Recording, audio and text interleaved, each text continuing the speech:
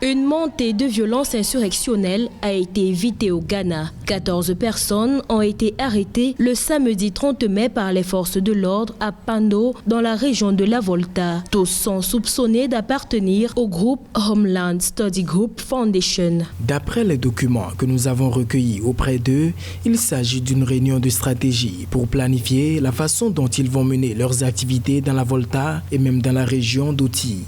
Le Homeland Study Group Foundation, groupe indépendantiste ghanéen, a récemment fait parler de lui en hissant le drapeau de ce qu'il appelle le Togoland ou Togo occidental en mars dernier. La veille de l'indépendance du Ghana, ce drapeau a été hissé dans la cour du Conseil régional de coordination de la Volta. Depuis, les opérations à l'endroit des membres du groupe de Charles Kwame Kouzordi, surnommé Papavi en raison de son âge, se multiplient. Mais au-delà du séparatisme, les intérêts autour du Togoland pourraient s'avérer être économiques. Le pétrole, justement les nerfs de la guerre dans la région de la Volta, que le mouvement séparatiste HSGF appelle Togoland. C'est un problème lié au partage des ex-colonies allemandes entre la France et la Grande-Bretagne. Même si ces mouvements paraît un peu farfelu, les messages séparatistes symboliques dans cette région pétrolière dérange en haut lieu à Accra. Notons que le Togoland est un héritage de l'époque coloniale.